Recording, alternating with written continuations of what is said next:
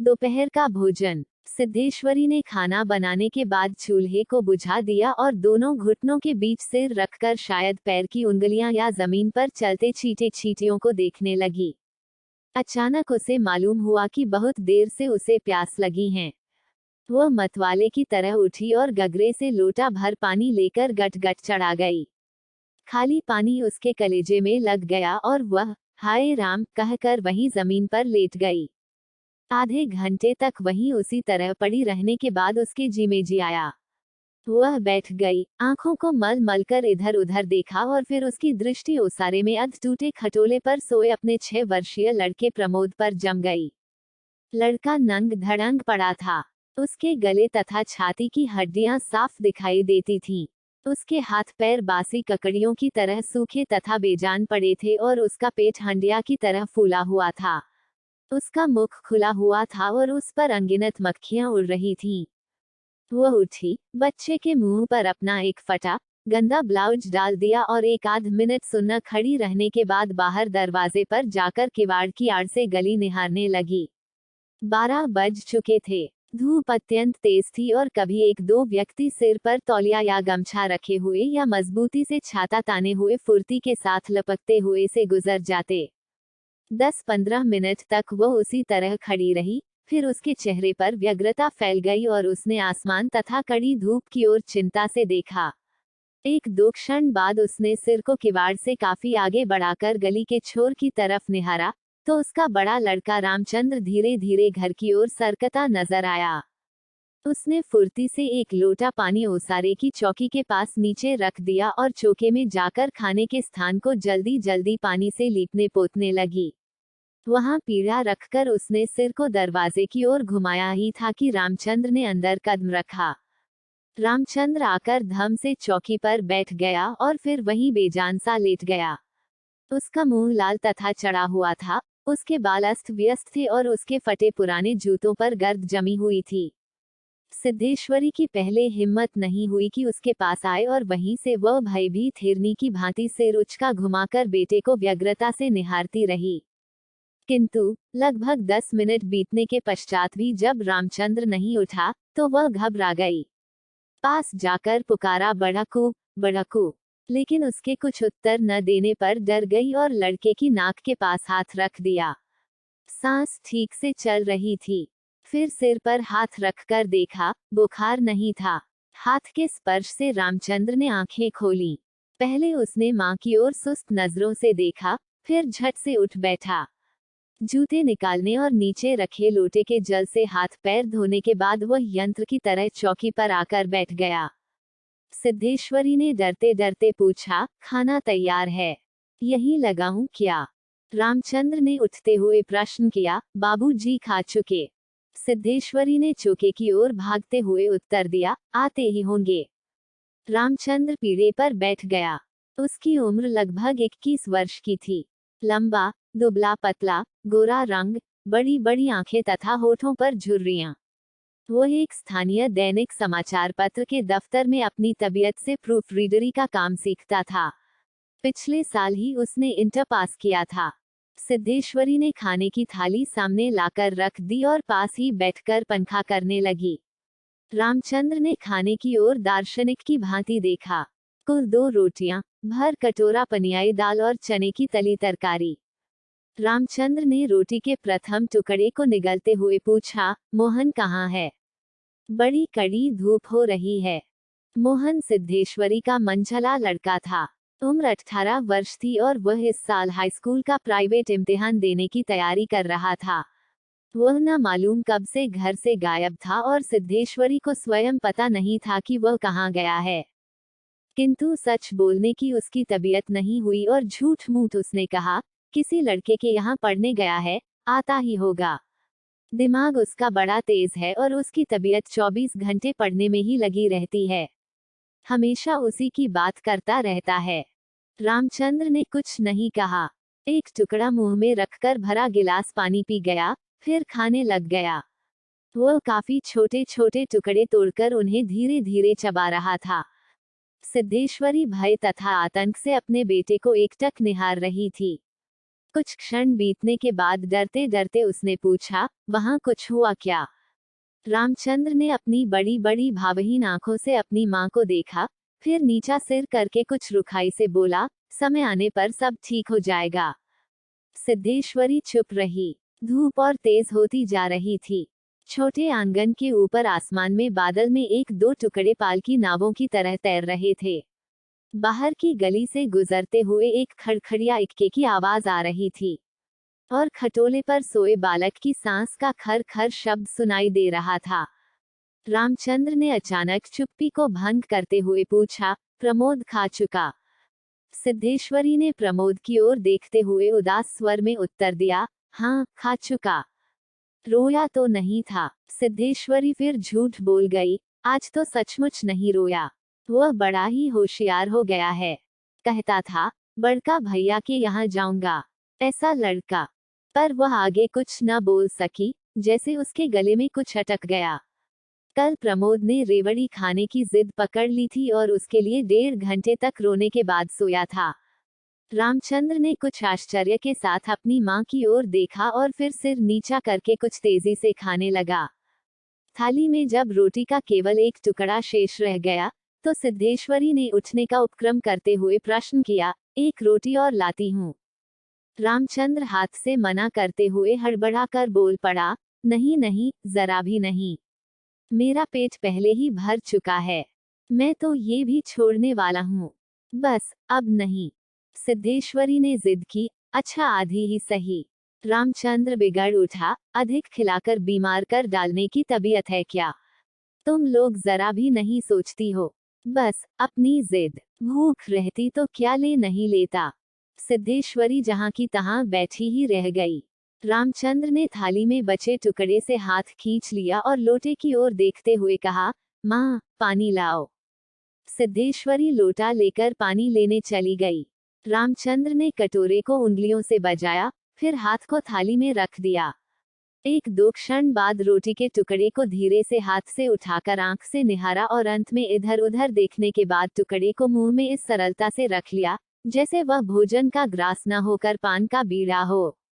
मंझला लड़का मोहन आते ही हाथ पैर धोकर पीढ़े पर बैठ गया। वो कुछ सांवला था और उसकी आंखें छोटी थीं। उसके चेहरे पर चेचक के दाग थे। वो अपने भाई ही की तरह दुबला पतला था, किंतु उतना लंबा न था। वो उम्र की अपेक्षा कहीं अधिक गंभीर और उदास दिखाई पड़ रहा था। सिद्धेश्वरी ने उसके सामने थाली रखते हुए प्रश्न किया, कहाँ रह गए थे बेटा? भैया पूछ रहा था। मोहन ने रोटी के एक बड़े ग्रास को निगलने की कोशिश करते हुए अस्वाभाविक मोटे स्वर में जवाब दिया, कहीं तो नहीं गया था। यहीं पर था। सिद्धेश्वरी वहीं बैठकर पंखा डुलाती हुई इस तरह बोली, जैसे स्वप्न में बड़बड़ा रही हो, बड़का तुम्हारी बड़ी तारीफ कर रहा था। कह रहा था, मोहन बड़ा दिमागी होगा, उसकी तबीयत 24 घंटे पढ़ने में ही लगी रहती है। ये कहकर उसने अपने मंझले लड़के की ओर इस तरह देखा, जैसे उसने कोई चोरी की हो। मोहन अपनी मां की ओर देखकर फीकी हंसी हंस पड़ा और फिर खाने में जुट गया। वह परोसी गई 2 रोटियों में से एक रोटी कटोरे की 3/4 दाल तथा अधिकांश तरकारी साफ कर चुका था। सिद्धेश्वरी की समझ में नहीं आया कि वह क्या करे। इन दोनों लड़कों से उसे बहुत डर लगता था। अचानक उसकी आंखें भर आईं। वह दूसरी ओर देखने लगी। थोड़ी देर बाद उसने मोहन की ओर मुंह फेरा, तो लड़का लगभग खाना समाप्त कर चुका था। सिद्धेश्वरी ने चौंकते हुए पूछा, एक रोटी देती हूँ? मोहन ने रसोई की ओर रहस्यमय नेत्रों से देखा, फिर सुस्त स्वर में बोला, नहीं। सिद्धेश्वरी ने गिड़गिड़ाते हुए कहा, नहीं बेटा, मेरी कसम, थोड़ी ही ले लो। तुम्हारे भैया ने एक रोटी ली थी। मोहन ने अपनी मां को गौर से देखा, फिर धीरे धीरे इस तरह उत्तर दिया, जैसे कोई शिक्षक अपने शिष्य को समझाता है, नहीं रे, बस। अव्वल तो अब भूख नहीं। फिर रोटियां तूने ऐसी बनाई हैं कि खाई नहीं जाती। ना मालूम कैसी लग रही हैं। खैर, अगर तू चाहती ही है, तो कटोरे में थोड़ी दाल दे दे। दाल बड़ी अच्छी बनी है। सिद्धेश्वरी से कुछ कहते न बना और उसने कटोरे को दाल से भर दिया।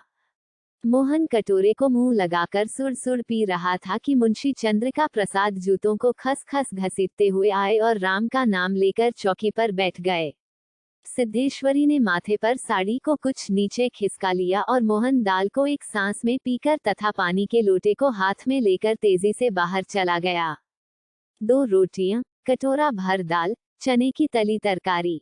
मुंशी चंद्रिका प्रसाद पीढ़े पर पालथी मारकर बैठे रोटी के एक एक ग्रास को इस तरह चुभला चबा रहे थे जैसे बूढ़ी गाय जुगाली करती है। उनकी उम्र 45 वर्ष के लगभग थी, किंतु 50-55 के लगते थे। शरीर का चमड़ा झूलने लगा था, गंजी खोपड़ी आईने की भांति चमक रही थी। गंदी धोती के ऊपर अपेक्षाकृत कुछ साफ बनियान तार तार लटक रही थी। मुंशी जी ने कटोरे को हाथ में लेकर दाल को थोड़ा सुड़कते हुए पूछा, बड़का दिखाई नहीं दे रहा। सिद्धेश्वरी की समझ में नहीं आ रहा था कि उसके दिल में क्या हो गया है, जैसे कुछ काट रहा हो। पंखे को जरा और जोर से घुमाती हुई बोली, अभी अभी खाकर काम पर गया है। कह रहा था कुछ दिनों में नौकरी लग जाएगी। हमेशा बाबूजी किए रहता है। बोला, बाबूजी देवता के समान हैं। मुंशी जी के चेहरे पर कुछ चमक आई। शर्माते हुए पूछा, क्या कहता था कि बाबूजी देवता के समान हैं? बड़ा पागल है। सिद्धेश्वरी पर जैसे नशा चढ़ गया था। उन्माद की रोगिणी की भांति बड़बड़ाने लगी, पागल नहीं है, बड़ा होशियार है। उस जमाने का कोई महात्मा है। मोहन तो उसकी बड़ी इज्जत करता है। आज कह रहा था कि भैया की शहर में बड़ी इज्जत होती है, पढ़ने लिखने वालों में बड़ा आदर होता है और बड़का तो छोटे भाइयों पर जान देता है। दुनिया में वह सब कुछ सह सकता है, पर यह नहीं देख सकता कि उसके प्रमोद को कुछ हो जाए। मुंशी जी दाल लगे हाथ को चाट रहे थे। उन्होंने सामने की ताक की ओर देखते हुए हंसकर कहा, बड़का का दिमाग तो खैर काफी तेज है, वैसे लड़कपन में नटखट भी था। हमेशा खेल कूद में लगा रहता था, लेकिन ये भी बात थी कि जो सबक मैं उसे याद करने को देता था, उसे बर्राक रखता था। असल तो ये कि तीनों लड़के काफी होशियार हैं। प्रमोद को कम समझती हो। ये कहकर वह अचानक जोर से हंस पड़े। मुंशी जी 1.5 रोटी खा चुकने के बाद एक ग्रास से युद्ध कर रहे थे। कठिनाई होने पर एक गिलास पानी चढ़ा गए। फिर खर खर खांसकर खाने लगे। फिर चुप्पी छा गई। दूर से किसी आटे की चक्की की पुक पुक आवाज सुनाई दे रही थी और पास की नीम के पेड़ पर बैठा कोई पंडूक लगातार बोल रहा था। सिद्धेश्वरी की समझ में नहीं आ रहा था कि क्या कहे। वह चाहती थी कि सभी चीजें ठीक से पूछ ले, सभी चीजें ठीक से जान ले और दुनिया की हर चीज पर पहले की तरह धड़ल्ले से बात करे, पर उसकी हिम्मत नहीं होती थी। उसके दिल में जाने कैसा भय समाया हुआ था। अब मुंशी जी इस तरह चुपचाप दुबके हुए खा रहे थे, जैसे पिछले 2 दिनों से मौन व्रत धारण कर रखा हो और उसको कहीं जाकर आज शाम को तोड़ने वाले हों। सिद्धेश्वरी से जैसे नहीं रहा गया। बोली, मालूम होता है अब बारिश नहीं होगी। मुंशी जी ने एक क्षण के लिए इधर उधर देखा, फिर निर्विकार स्वर में राय दी, मक्खियां बहुत हो गई हैं। सिद्धेश्वरी ने उत्सुकता प्रकट की, फूफा जी बीमार हैं, कोई समाचार नहीं आया। मुंशी जी ने चने के दानों की ओर इस दिलचस्पी से दृष्टिपात किया, जैसे उनसे बातचीत करने वाले हों। फिर सूचना दी, गंगा शरण बाबू की लड़की की शादी तय हो गई। लड़का M.A. पास है। सिद्धेश्वरी हठात चुप हो गई। मुंशी जी भी आगे कुछ नहीं बोले। उनका खाना समाप्त हो गया था और वे थाली में बचे खुचे दानों को बंदर की तरह बीन रहे थे। सिद्धेश्वरी ने पूछा, बड़का की कसम, एक रोटी देती हूँ, अभी बहुत सी हैं। मुंशी जी ने पत्नी की ओर अपराधी के समान तथा रसोई की ओर कनखी से देखा, तत्पश्चात किसी छठे उस्ताद की भांति बोले, रोटी रहने दो, पेट काफी भर चुका है। अन्न और नमकीन चीजों से तबीयत ऊब भी गई है। तुमने व्यर्थ में कसम धरा दी। खैर, कसम रखने के लिए ले रहा हूँ। गुड़ होगा क्या? सिद्धेश्वरी ने बताया कि हंडिया में थोड़ा सा गुड़ है। मुंशी जी ने उत्साह के साथ कहा, तो थोड़े गुड़ का ठंडा रस बनाओ, पीऊंगा। तुम्हारी कसम भी रह जाएगी, जायका भी बदल जाएगा, साथ ही साथ हाजमा भी दुरुस्त होगा। हाँ, रोटी खाते खाते नाक में दम आ गया है। ये कहकर वे ठहाका मारकर हंस पड़े। मुंशी जी के निबटने के पश्चात सिद्धेश्वरी उनकी जूठी थाली लेकर चौके की जमीन पर बैठ गई। बटलोई की दाल को कटोरे में उड़ेल दिया, पर वह पूरा भरा नहीं। छिपुली में थोड़ी सी चने की तरकारी बची थी, उसे पास खींच लिया। रोटियों की थाली को भी उसने पास खींच लिया। उसमें केवल एक रोटी बची थी। मोटी भद्दी और जली उस रोटी को वह जूठी थाली में रखने जा रही थी कि अचानक उसका ध्यान ओसारे में सोए प्रमोद की ओर आकर्षित हो गया। उसने लड़के को कुछ देर तक एकटक देखा, फिर रोटी को 2 बराबर टुकड़ों में विभाजित कर दिया। एक टुकड़े को तो अलग रख दिया और दूसरे टुकड़े को अपनी जूठी थाली में रख लिया। तदुपरांत एक लोटा पानी लेकर खाने बैठ गई। उसने पहला ग्रास मुंह में रखा और तब न मालूम कहां से उसकी आंखों से टप टप आंसू छूने लगे। सारा घर मक्खियों से भन भन कर रहा था। आंगन की अलगनी पर एक गंदी साड़ी टंगी थी, जिसमें पैब लगे हुए थे। दोनों बड़े लड़कों का कहीं पता नहीं था। बाहर की कोठरी में मुंशी जी औंधे मुंह होकर निश्चिंतता के साथ सो रहे थे, जैसे 1.5 महीने पूर्व मकान किराया नियंत्रण विभाग की क्लर्की से उनकी छटनी न हुई हो और शाम को उनको काम की तलाश में कहीं जाना न हो।